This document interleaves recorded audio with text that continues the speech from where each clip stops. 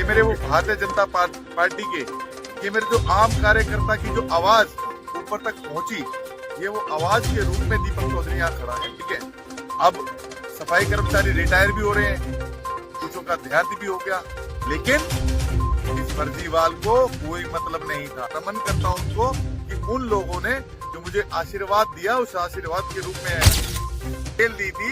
आपको ये कहा था न आप किसी फाइल पे साइन कर सकते हैं, न अधिकारी से मिल सकते हैं, न आप जो है सचिवालय जा सकते हैं।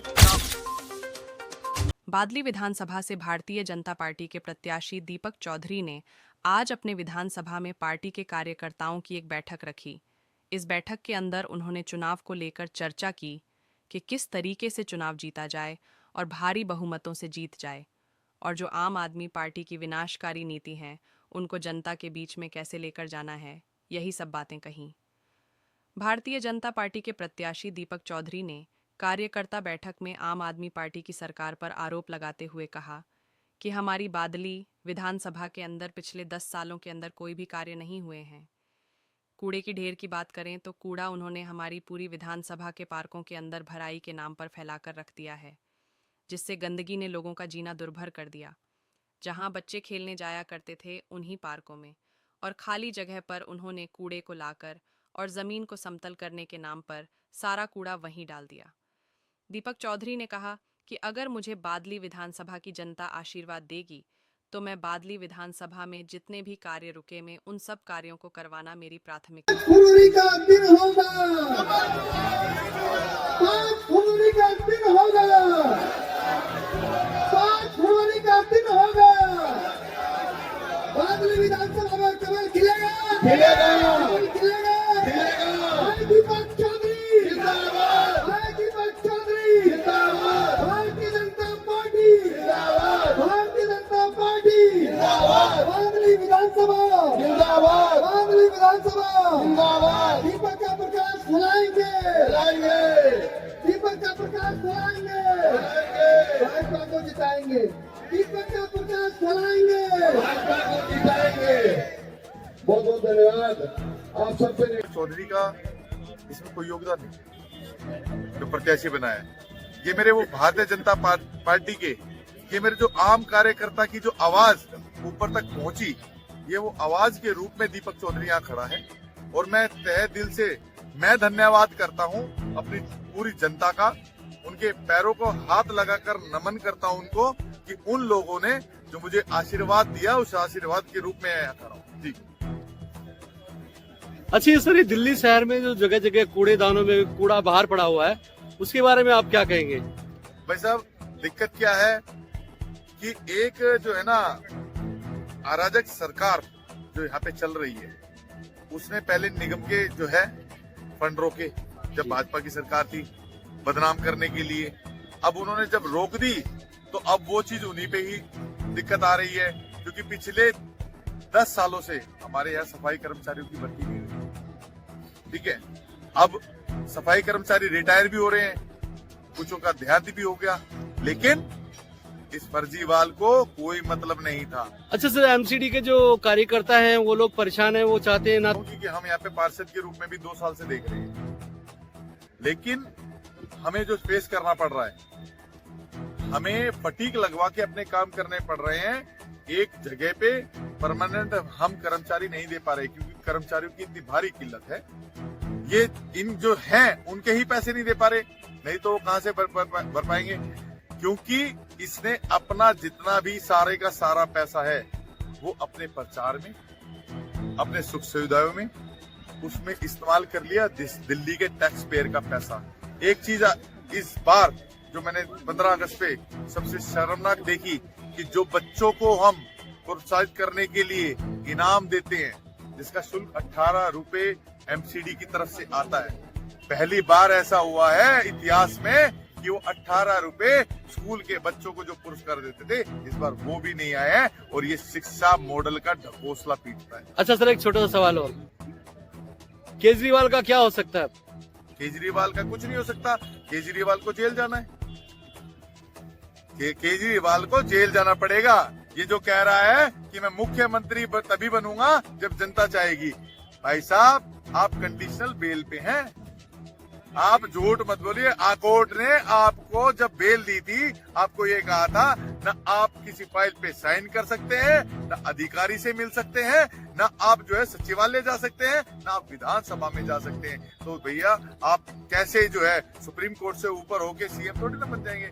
सीएम सुप्रीम कोर्ट ये कोई आम वो नहीं है, सुप्रीम कोर्ट ने उसको जो है बॉन्ड किया है कि आप ऐसा नहीं करेंगे। तो कहीं ना कहीं तो घोटाला है, जो 2 साल से अगर चल रहा है तो कहीं ना कहीं तो घोटाला है। आप भाजपा पे, आप आम आदमी क्या नाम है एलजी साहब पे, आप मोदी जी पे भले ही आप कटाक्ष करें क्योंकि वो आपके विरोधी दल है, आपके सामने चुनाव लड़ते हैं, लेकिन आप सुप्रीम कोर्ट की जो आदेश है उसको जनता के बीच में लेके जाइए। ये झूठा प्रचार ना फैलाएं।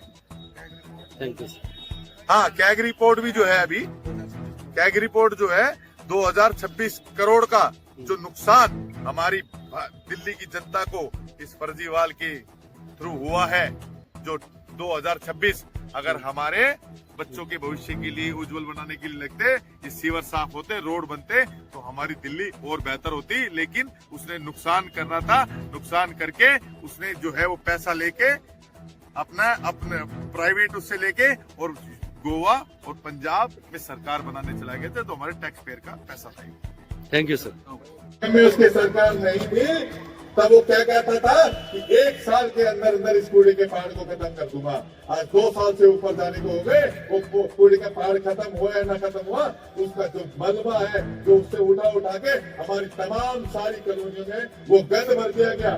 जब बच्चे वहां खेल भी नहीं पा रहे, भारत करने के नाम पे सारे में कूड़ा फैला दिया हमारी विधानसभा में, लेकिन उस पे कोई भी नहीं बोलेंगे। अभी मैंने कहा जो हमारे डबल रोड बुराड़ी की तरफ से डबल रोड आ रहा है, डबल रोड को अगर हम जो है इसको अगर नगरीपुरा तक ले जाएंगे तो हमारे बाईपास के जाम की भी और हमारे स्वरूप नगर के जाम की भी, दोनों के जाम की बिल्कुल हम निजात पा सकते हैं।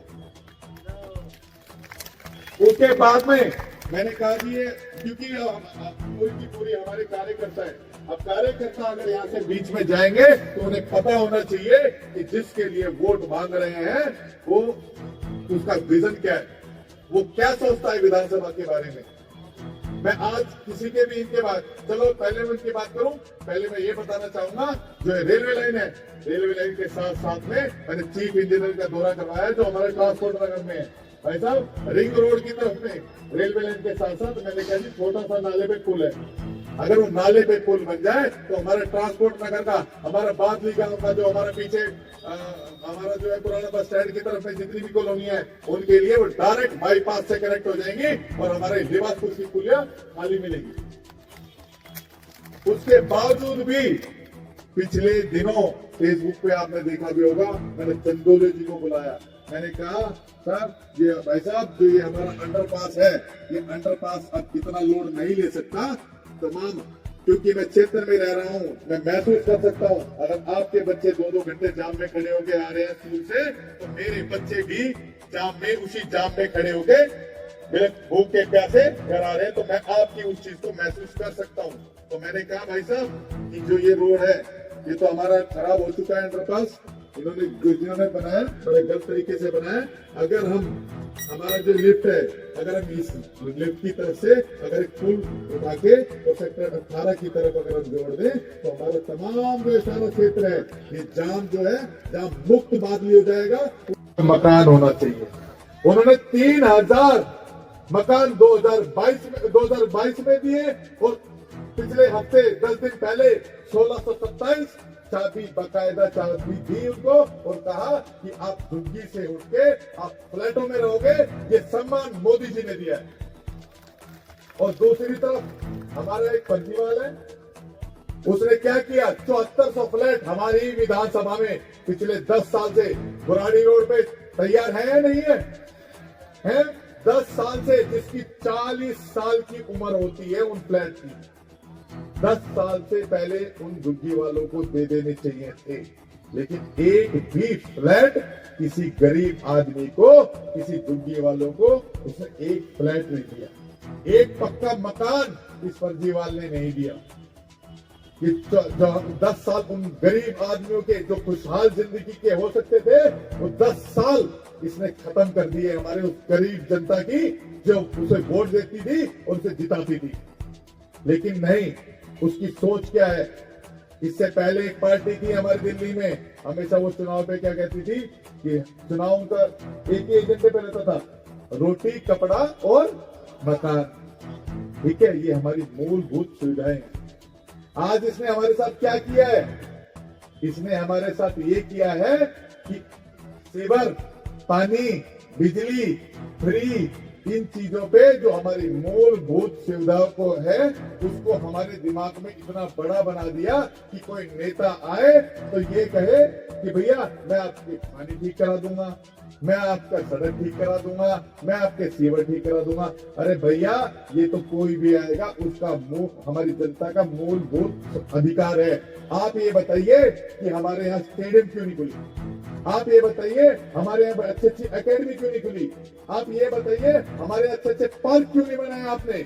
ये बताइए स्पोर्ट्स कॉम्प्लेक्स क्यों नहीं बनाया, जो हमारे बच्चों का जो है परिवेश अच्छी जगह होती, वो विकसित होते और वो अच्छी एक्टिविटीज करते और स्पोर्ट्स के माध्यम से और पढ़ाई के माध्यम से हमारे देश का दुनिया में नाम रोशन करते। ये सोच जो हमारी है, इसमें क्या है कि अगर झुग्गी वालों को मैं झुग्गी से अगर ऊपर का दर्जा दे दूंगा, केजरीवाल की ये सोच है कि अगर उसको ऊपर का दर्जा अगर मैं दे दूंगा तो ये अपने हक की बात करने लगेंगे। शर्म आनी चाहिए ऐसे केजरीवाल को। ये सोच बड़ी घातक है। आज हमारे तमाम छोटे छोटे बच्चे भाई साहब नशे की में डूबे हुए हैं। पंजाब लिया, पंजाब के बच्चे जो खुशहाल प्रदेश होता था, रिच स्टेटों में आता था, संपन्न स्टेटों में आता था, आज वहां से जो है पलायन करने पे मजबूर है फैक्ट्रियां। लेकिन इसको कोई मतलब नहीं है। कभी जाएगा शराब की नीति के तहत, कभी यहाँ सरकार बनाएगा, कभी यहाँ बनाएगा, है ना जी? आप एक बात बताइए, एक के साथ एक फ्री दिया था ना, दिया था ना, और दिया तो था दिया, फिर ठेके भी बोल दिए थे कि आदमी तो झूमे और भी झूमे। ये था ना कि और बच्चे जाए बाहर, और बच्चों की भी व्यवस्था कर दी थी अगले ने, उम्र कम करके 18 कर दी थी ना। शर्म आनी चाहिए। हमारी दुनिया में एक ही ऐसी स्टेट है जिसका शिक्षा मंत्री ही शराब मंत्री था। तो इसने यही किया कि हमारे बच्चों के सारों से खिलवाड़ किया। स्कूल में आज एक बात बताइए, कहता स्कूल बनाए। अरे स्कूल तो बनाना तो बहुत दूर की बात, तूने तो स्कूलों पे पैरा लगा दिया कि यहाँ का बच्चा यहाँ एडमिशन नहीं ले सकता, यहाँ का बच्चा यहाँ एडमिशन नहीं ले सकता। होता है सर्विस नगर वालों के साथ, होता है नहीं होता है ना? बताओ, इसने शिक्षा पे पाबंदी लगाई है नहीं लगाई? में उसके सरकार नहीं थी तब वो क्या कहता था कि 1 साल के अंदर अंदर इस कूड़े के पहाड़ को खत्म कर दूंगा। आज 2 साल से ऊपर जाने को हो गए, वो कूड़े का पहाड़ खत्म हुआ है ना खत्म हुआ, उसका जो मलबा है जो उससे उठा के हमारी तमाम सारी कॉलोनियों में वो गंद भर दिया गया। जब बच्चे वहां खेल भी नहीं पा रहे, बढ़त करने के नाम पे सारे में कूड़ा फैला दिया हमारी विधानसभा ने। लेकिन उस पर कोई भी नहीं बोलेंगे अभी। मैंने कहा जो हमारे डबल रोड, पुरानी की तरफ से डबल रोड आ रहा है, डबल रोड को अगर हम जो है इसको अगर नगरीपुरा तक ले जाएंगे तो हमारे बाईपास के जाम की भी और हमारे स्वरूप नगर के जाम की भी, दोनों के जाम की बिल्कुल हम निजात पा सकते हैं।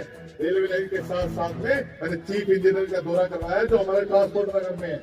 भाई साहब, रिंग रोड की तरफ में रेलवे लाइन के साथ साथ मैंने कहा छोटा सा नाले पे पुल है, अगर वो नाले पे पुल बन जाए तो हमारे ट्रांसपोर्ट नगर का, हमारा बादली गांव का जो हमारा पीछे हमारा जो है पुराना बस स्टैंड की तरफ में जितनी भी कॉलोनी है उनके लिए वो डायरेक्ट बाईपास से कनेक्ट हो जाएंगे और हमारे लिबासपुर की पुलिया खाली मिलेगी।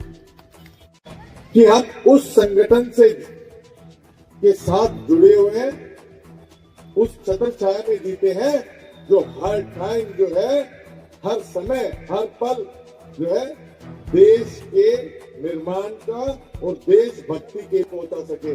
लेकिन अनेक और ऐसे हमारे संगठन, हमारे राजनीतिक क्षेत्र हैं जो कभी खालिस्तान का समर्थन करेंगे, कभी बांग्लादेश का समर्थन करेंगे, कभी पाकिस्तान का समर्थन करेंगे। करते हैं नहीं करते हैं? है ना ऐसे हमारे बीच में? अगर हमारे हिंदुस्तान के हमारे भाइयों पे अगर कोई भी एक भी कहीं घटना होती है, उनके मुंह में दही जम जाता है, उनके मुंह से एक शब्द नहीं निकलता। और कभी किसी बांग्लादेश में हमारे बहुत से ऐसे हमारे हिंदू भाई बहन हैं, तो किसी भी पार्टी की तरफ से एक शब्द नहीं निकला कि उन पे अत्याचार हो रहा है, उनका खंडन करते, बहिष्कार करते, किया क्या? लेकिन हमारा एक एक भाजपा का परिवार का एक एक सदस्य फेसबुक के माध्यम से, प्रदर्शन के माध्यम से, चाहे जंतर मंतर पे खड़ा होना सबको पड़ा, लेकिन हम सबने जाके उसका विरोध किया नहीं किया? तो मैं आप सभी को कहना चाहता हूं कि ऐसी सोच वाली ऐसी जो शक्तियां हैं, इस बार हमने हिंदुस्तान से तो उन्हें उखाड़ फेंक ही रखा है, इस बार जो है दिल्ली से भी हमें उखाड़ के फेंकना है।